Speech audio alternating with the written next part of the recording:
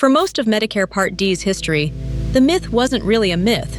It was just how the program worked. If you needed expensive medication, your costs could climb for months with no hard stop. People with cancer treatments, rare conditions, or multiple chronic prescriptions sometimes paid thousands of dollars a year, and there was no single number where the bleeding stopped. That's the belief a lot of longtime Medicare beneficiaries still carry into 2026, because it was true for so long that it became common knowledge passed between neighbors and family members. Here's the fact that actually changes the story. Part D now has a hard annual cap on what you pay out of pocket for covered drugs. And once you hit it, your plan pays 100% of the cost of covered medications for the rest of that calendar year. Not a lower percentage, not a reduced copay. $0 at the pharmacy counter. The number for 2026 is $2,100, up slightly from $2,000 in 2025. And it's one of the most significant structural changes to hit the program in years. To understand the $2,100 cap, you need to see the 3 phases your spending actually moves through over a calendar year. Phase 1 is the deductible phase. You pay 100% of your drug costs until you hit your plan's deductible, capped at a maximum of $6 and $15 in 2026, though plenty of plans set it lower, and some waive it entirely for generic drugs. Phase 2 is the initial coverage phase. After your deductible, you typically pay a copay or coinsurance, often around 25%, while your plan covers the rest, and this continues until your total out-of-pocket spending across both phases reaches $2,000. Phase 3 is the catastrophic phase. Once your out-of-pocket total crosses that line, your plan covers 100% of covered drug costs for the remainder of the year. 3 phases, one number that matters most. What you've personally paid out of pocket, not what your prescriptions technically cost on paper. For a concrete example, someone whose plan sets a $400 deductible, then pays 25% coinsurance on a $6,000 annual specialty drug bill, could clear that $2,000 threshold well before autumn, sometimes within just a few months of refills. Someone on a handful of generics might never leave Phase 2 all year. This is where people get tripped up every year. Not every dollar you spend on Medicare counts toward that $2,100. Your monthly Part D premium doesn't count at all, no matter how high it is. What does count is your deductible payments, your copays, and your coinsurance on covered drugs, meaning the actual money that changes hands at the pharmacy counter for medications on your plan's formulary. Drugs your specific plan doesn't cover generally don't count either, which is part of why checking your plan's formulary before assuming a medication is included matters more than people expect. It sounds like a small distinction until a specific prescription switch changes which category it falls into partway through the year. The core rule is simple, even when the details get complicated. The number tracking toward your cap is what you personally hand over for drugs your plan actually covers, not your premium, and not costs for medications outside your formulary. Alongside the cap itself, Medicare introduced something called the Medicare Prescription Payment Plan, and it solves a specific problem.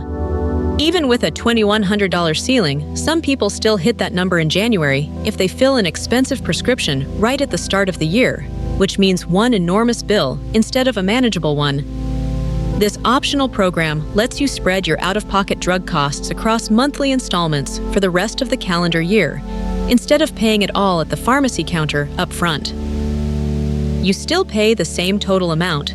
This isn't a discount or a new subsidy, it's a cash flow tool. For someone filling a single expensive specialty prescription in January that instantly costs $2,100, the difference between paying that in one trip to the pharmacy versus spreading it across 11 remaining months matters a lot on a fixed income. It's opt-in through your plan, not automatic, so nobody enrolls in it by accident. And it's worth asking your plan directly whether you qualify if a big prescription is coming up.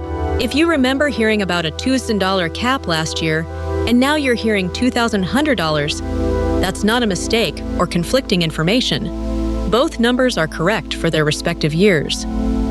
The cap is designed to adjust based on the growth in Part D costs nationally, so it can move from year to year rather than staying frozen at one figure permanently. Congress built that adjustment mechanism directly into the law that created the cap, tying it to a measure of Part D cost growth rather than requiring a separate vote every year, which is part of why the number moves on its own instead of needing new legislation each time. 2025 was the first year the hard cap existed at all, set at $2,000, and 2026 raised it by $100 as costs shifted.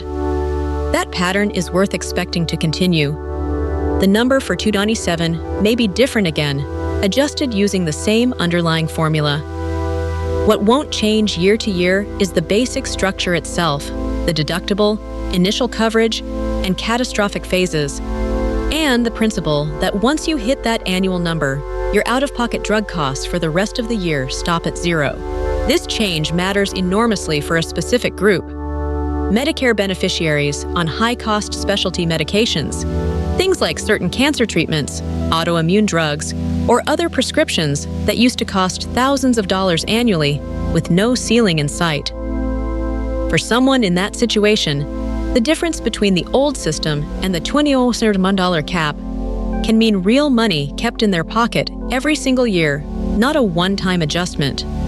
For beneficiaries on a handful of inexpensive generic medications, the practical difference may be much smaller, since plenty of people never get anywhere near $2,100 in a calendar year, regardless of which system is in place.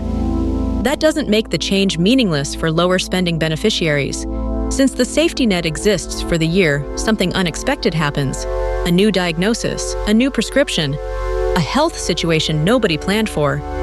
It's a ceiling most people will hopefully never personally need to hit. But for the people who do need it, the improvement over the old system is substantial and directly measurable. Even a single expensive prescription filled early in the year can make the difference tangible within the first few months of coverage. None of this replaces checking your own plan's specific numbers, since deductibles and co-insurance percentages vary by plan. Even though the $2,100 ceiling is universal across all Part D plans this year, Medicare.gov's Plan Finder shows your specific plan's deductible and cost-sharing structure, and your local state health insurance assistance program, or SHIP, can walk through your actual prescriptions with you for free.